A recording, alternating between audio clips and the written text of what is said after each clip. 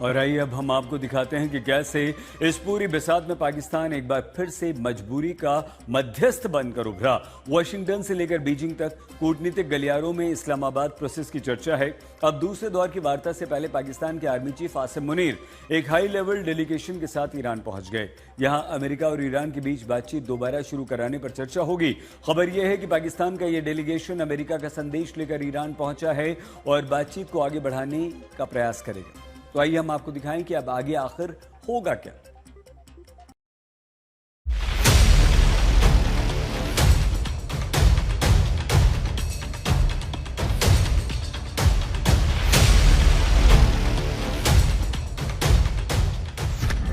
Iran पहुंचा Pakistani delegation, Munir बताएंगे Trump के मन की बात। दूसरे दौर की वार्ता में ईरान अमेरिका के बीच फिर से मध्यस्थ पाकिस्तान। अमेरिका की शर्तों पर होगी बात या ईरान की शर्तों पर होगा समझौता। फिर से बिछ रही है बिसात, 2 हफ्ते के आगे युद्ध विराम पर बनेगी बात। शांति वार्ता से पहले ट्रंप का ऐलान, जल्दी खत्म होगा युद्ध, खुलेगा होर्मुज। इस पूरी बिसात में पाकिस्तान एक बार फिर मजबूरी का मध्यस्थ बनकर उभरा है।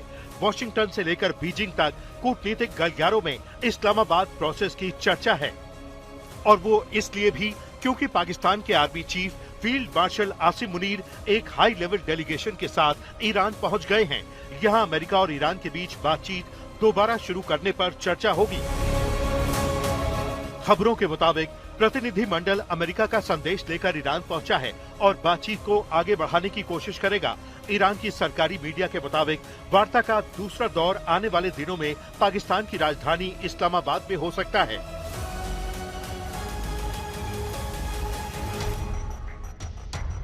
असल में अमेरिका और ईरान के बीच अविश्वास की खाई इतनी गहरी है कि उन्हें एक ऐसे न्यूट्रल वेन्यू की जरूरत थी जहां दोनों पक्ष सहज महसूस कर सकें। पाकिस्तान जिसकी सीमा ईरान से लगती है और जिसके ट्रंप प्रशासन के साथ फिलहाल बेहतर ताल्लुकात हैं, इस भूमिका के लिए फिट बैठ गया है। हालांकि जानकार इसे पाकिस्तान की कूटनीतिक जीत से ज्यादा अमेरिका की जरूरत मान रहे हैं। ट्रंप प्रशासन को एक ऐसा मंच चाहिए जहां वो ईरान को अपनी शर्तों पर ला सकें, और पाकिस्तान की भौगोलिक स्थिति इसके लिए सबसे उपयुक्त है। पाकिस्तान ने इस मौके को अपनी छवि चमकाने के लिए इस्तेमाल करना शुरू कर दिया है। पाकिस्तान के प्रधानमंत्री शहबाज शरीफ इस समय सऊदी अरब और तुर्की के दौरे पर निकले हैं। उनका मकसद दूसरे दौर की बातचीत से पहले क्षेत्रीय समर्थन जुटाना है।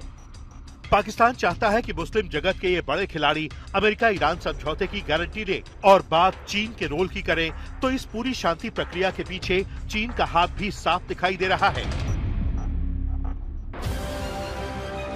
13 और 14 अप्रैल को चीनी विदेश मंत्री वांग यी और पाकिस्तानी विदेश मंत्री इशाक डार के बीच फोन पर हुई लंबी बातचीत ने साफ कर दिया है कि चीन पर्दे के पीछे से इस इस्लामाबाद प्रोसेस को गाइड कर रहा है। ऐसे में चीन पाकिस्तान का इस्तेमाल करके ईरान को बातचीत की मेज पर बनाए रखने और अमेरिका पर दबाव डालने की कोशिश कर रहा है। भले ही पाकिस्तान खुद को एक तटस्थ मध्यस्थ के रूप में पेश कर रहा है, लेकिन हकीकत में वो एक ऐसे पुल की तरह है जिस पर चढ़कर अमेरिका अपनी विक्ट्री डील तक पहुंचना चाहता है। हालांकि ट्रंप अब दावा कर रहे हैं कि ईरान के साथ युद्ध जल्द समाप्त हो सकता है, क्योंकि अमेरिका ने ईरानी बंदरगाहों की नाकाबंदी कर रखी है। पाकिस्तान में राजनयिक वार्ता फिर से शुरू हो सकती है।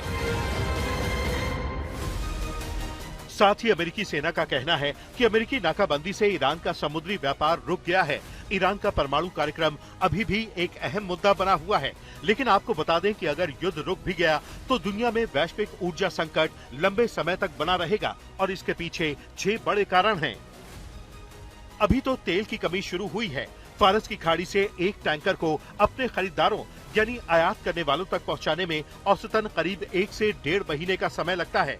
युद्ध ठीक 1.5 महीने पहले शुरू हुआ था, यानी अब से दुनिया को तेल की वास्तविक कमी का सामना करना पड़ेगा, क्योंकि होर्मुज स्ट्रेट इस दौरान प्रभावी रूप से बंद रहा है। अब जब तेल की उपलब्धता कम होगी तो भले ही ईरान होर्मुज को फौरन खोल दे, कीमतें युद्ध पूर्व स्तर पर वापस नहीं आएंगी। तेल संकट से कहीं अधिक गंभीर है गैस संकट। ईरान युद्ध से पहले दुनिया पाइपलाइनों पर निर्भरता कम करने के लिए तेजी से एलएनजी की ओर रुख कर रही थी। एलएनजी की आपूर्ति में तेजी से सुधार संभव नहीं है। कतर से निर्यात के लिए कोई वैकल्पिक समुद्री मार्ग नहीं है।